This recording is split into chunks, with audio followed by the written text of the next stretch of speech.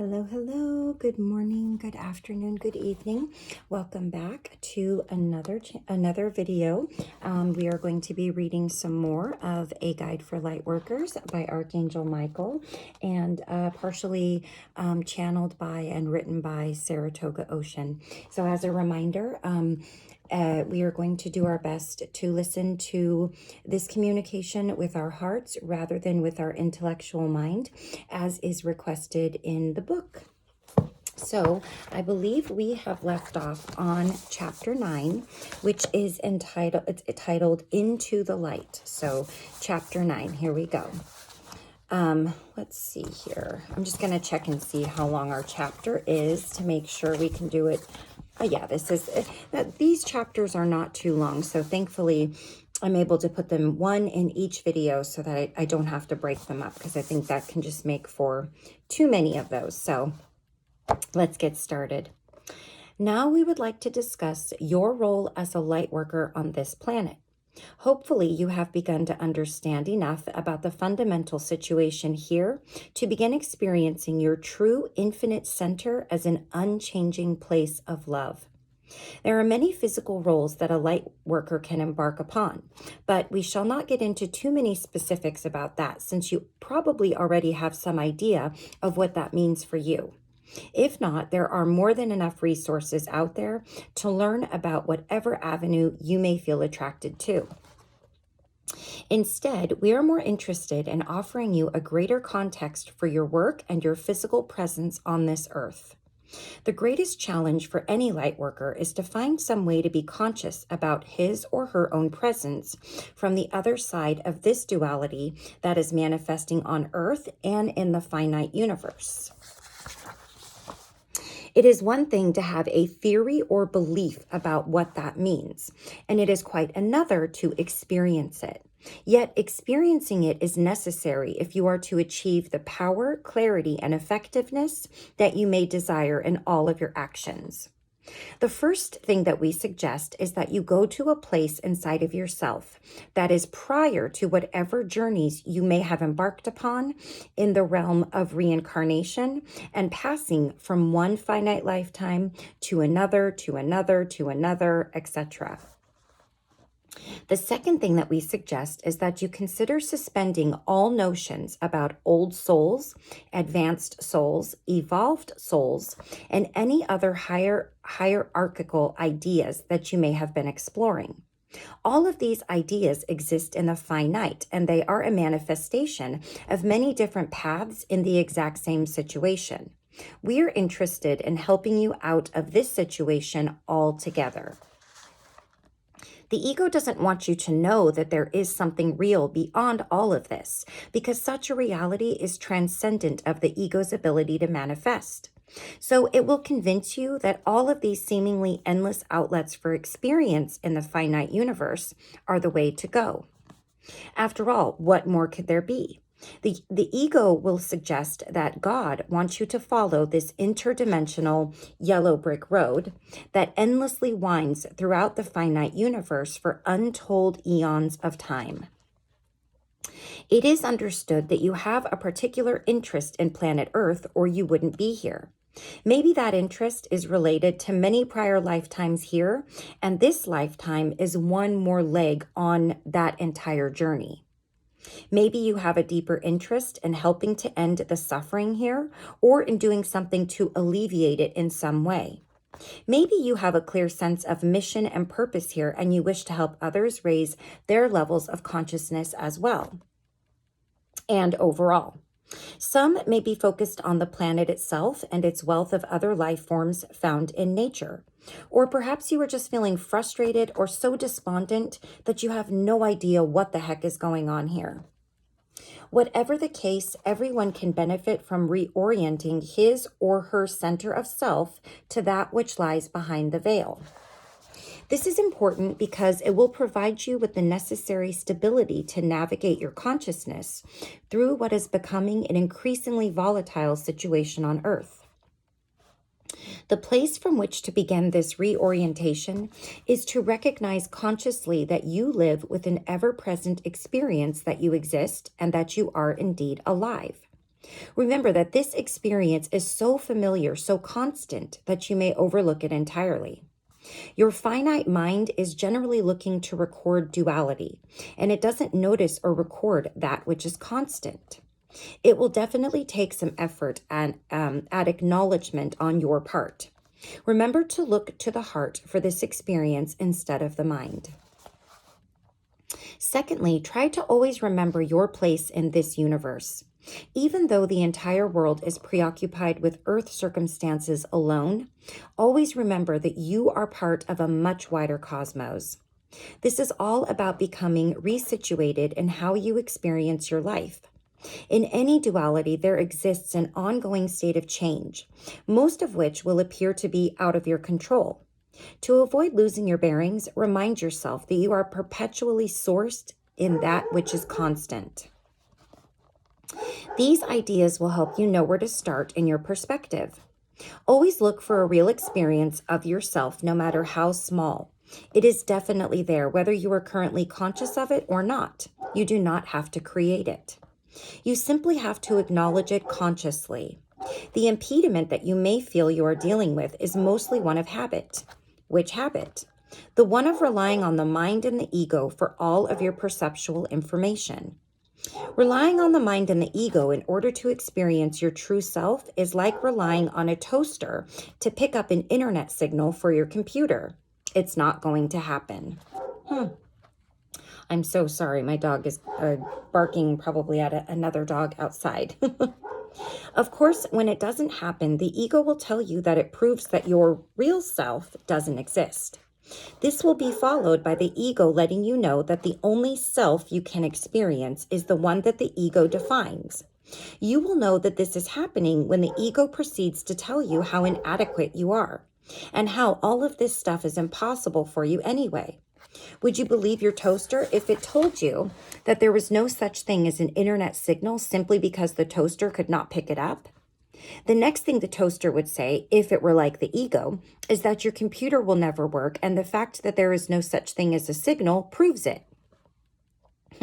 So always remember that the heart is where you will find yourself, not the head. The head is the interpreter. The heart is the real thing. It is very important in this world to learn how to use your innate faculties in a way that serves you as an infinite being. Mostly you have been taught to use your faculties in a way that only serves the perpetuation of the finite.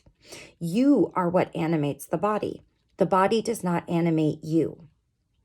This is the first most important thing to recognize. When you understand that, you will learn to see your body as an instrument rather than as the sole basis of your experience. This is the first step to being consciously in command. You can never be in command if you believe that the body is here to control you and define you. This is a dangerous thought anyway, because if the body is sick, injured, or ultimately perishes, you will think that such things are really happening to you. In truth, such things are merely another common manifestation of what happens in the finite, where all things appear to have a beginning and an end. Sorry. I don't know why, but this light always does something to my eyelashes on this eye. You yourself can never be hurt, killed, or injured. Although you have probably experienced such things if you have traversed from lifetime to lifetime, what is actually happening is that you are experiencing your entire existence through the filter of a finite dream, in the form of a physical, finite embodiment. So the entire body acts as a filter to your experience of the universe. It is necessary to have a physical finite body if you wish to be present on planet Earth and be physically functional here. If you have a positive purpose here, your body is really a gift because it allows you to enact that purpose in a way that makes a difference. This is why it is always a good idea to seek some form of mastery regarding that embodiment. Now, mastery should not be confused with control. Control is restrictive and based upon fear. Mastery is about finding harmony and a positive, loving relationship with the body. It has to do with understanding the body and learning to integrate with its systems in a way that supports the body and enlivens it with love. Then it is able to function as an extension of your true infinite self rather than as a confused victim of the ego. Now that we have discussed your infinite self and your physical body as an instrument or an extension of that true self, let us discuss your physical place of residence, which is planet Earth. Earth exists as an extension of your physical universe, which starts with your body. Your body and the planet exist as a unified field of energy. They are not really separate energetically. This is important to understand, especially if you are here to enact a purpose related to the transformation of this planetary sphere. To what do we refer when we say the transformation of planet Earth? We refer to the transmutation of the dream. This is something that humanity as a whole has known about for eons. It has been written about, prophesied, and otherwise predicted. We know as a species that we are destined for the Garden of Eden. We know that there is definitely a place called home. We recognize that place in our thoughts, in our dreams, and in our divine imagination. We yearn for it in our prayers. This place called home is where we will find ourselves when we awaken from this collective dream. We never left, we simply fell asleep. We remain unconscious as to who we really are and where we really live. This is a collective condition on a planet shared by all who reside here. As was said before, there is the real Earth, which we are not awake to. Waking up refers to transmutation. Lightworkers are those who instinctively know that they are here to play a role in this awakening. It is not that our current planet will change into something else. It won't. In reality, it will cease to exist as we presently experience it. Why? Because this planet, as we currently know it, in its false state of duality, is not real. There are principles present in our collective dream that simply cannot exist in truth. For those who would question why God would create a world of pain and suffering and the utterly needless experience of death, the answer is that God not only would not create such a thing, but cannot. It simply is not possible. For those who believe that there is something other than God, some evil force that would produce such things, you have fallen into the trap of believing in a dream that cannot exist. There is no thing other than God, and God is infinite love, period. It is time that we here on earth experience all that exists in the real world. It is not a boring world of light with nothing whatsoever to do but float around. Floating around is for those who have crossed over after the experience of death, where they leave a part of themselves behind. This has nothing whatsoever to do with the real world. The real world is filled with love, filled with ineffable beauty, filled with nature, places, and things you could never imagine. We refer to it as the real world because it is so much more real than our currently manifesting dream, which is what we are manifesting here at the moment and have been. Our dream, the one that we wake up in every day, and the one that we imagine we die into as well, is etheric compared to reality. There is not a single language on earth and not a single physically spoken word that can refer to anything that exists in this real world. Our languages are for the finite. Our languages describe what is, in reality, beside the point. The only real indicator that you have about the real world is your beautiful human heart. Let us discuss what some of this awakening will include. No one knows what this looks like in time and space, by the way.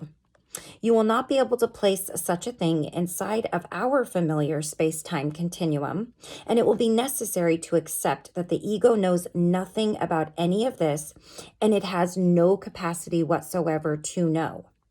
Since we are bringing up the subject of time, let us put that in perspective. Time, as we know it, refers to our planet's rotations and evolutions around the sun. Human beings will come and go through life and death in the context of those rotations and revolutions. Whether you are incarnate in a physical body or off the planet in between lives here, the timing is still the Earth's. It should also be known that the Earth's timing is directly tied into galactic timing, interdimensional timings that we cannot measure, and other factors that we have no conceptual knowledge of here. Now it is time to discuss a few of the elements innate to the finite and how those elements will and are reacting. You should know that in a world of duality, there will always be a powerful resistance to oneness and to the infinite. This is not about evil, and it is not about something bad. In fact, the irony of this entire situation is that the so-called good and the bad will both react equally as negatively to oneness. Why is that? It is because they both rely upon each other in order to exist. In a dualistic world, you only know that you are good by way of contrasting yourself with what you perceive as bad. This, of course, is always entirely relative. Everyone on earth who is doing what many would refer to as bad actually believe that what they are doing is good.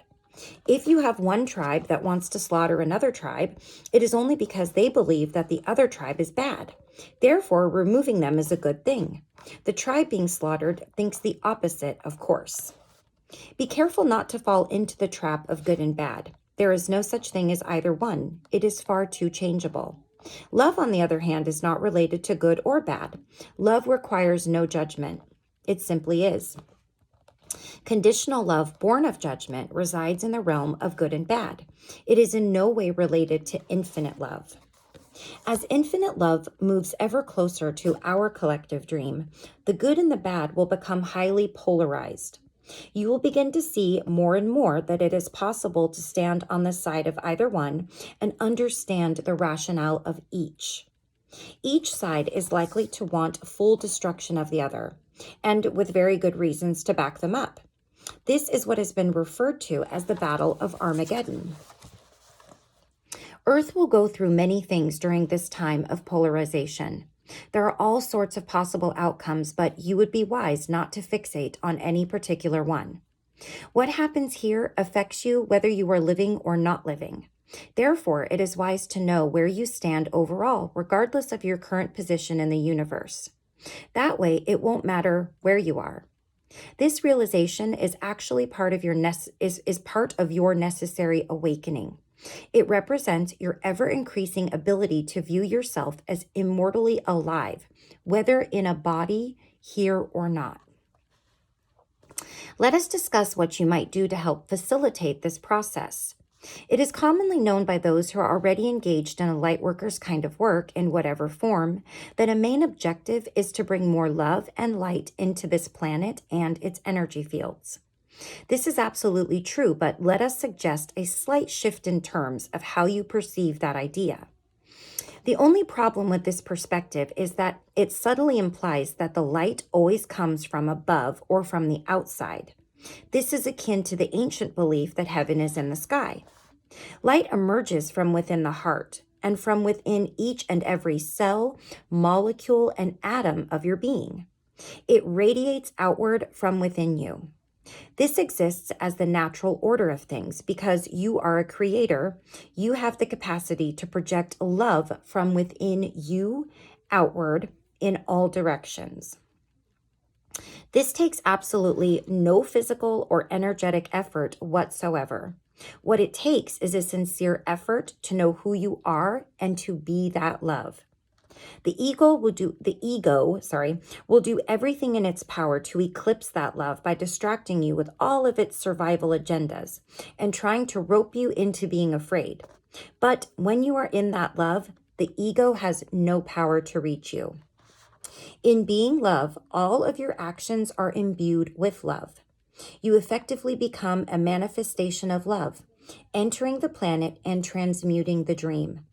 Light does not dispel the darkness. In truth, there is no darkness. Remember, too, that you are not alone. The entire universe is behind you and backs you up 100%. The dream is challenging, to be sure, but that is only because you perceive yourself to be a part of it. We are here to encourage you to be a part of the real universe rather than of the dream of Earth. It is true, of course, that you will need to function within the dream in order to effectively play your part in Earth's transformation. Can you function inside the dream without believing in it? In order to do so, you must remember who you are. Earth's transformation is included in a much wider transformation of the entire universe. There is a great deal of life involved. You have many, many friends in high places, as the saying goes. You probably already know some of them. This transition from dream to reality was inevitable. There is simply no way that a finite version of reality can sustain itself indefinitely. The pressure of the real world impinging on the illusionary world of death and destruction is simply too great to resist for any extended period. One can only place a hand over his or her eyes for so long.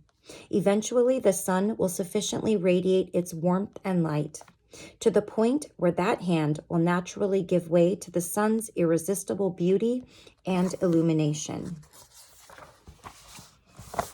Okay, so that actually completes part 1 of this book, which I believe was mostly written by Saratoga Ocean. The second part here is titled Archangel Michael. So the second part is everything is going to be, from what I'm understanding here, what was channeled by the writer and the author with Archangel Michael as her guide, I guess you could say. So I'm very excited to read that second part. I know that some of the chapters are a little bit, I think, easier to understand, but I think that the idea with listening with your heart is that because we already know this. These are things that we already know, but we have forgotten. And the point of awakening is to remember who you are, remember why you are here, remember what you came here for.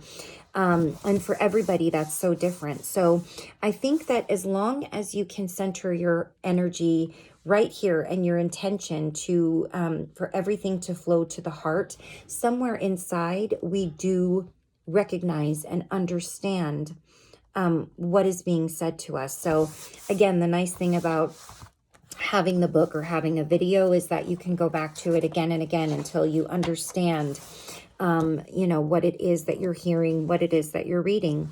So I'm so sorry. I apologize. My allergies, again, they're always acting up.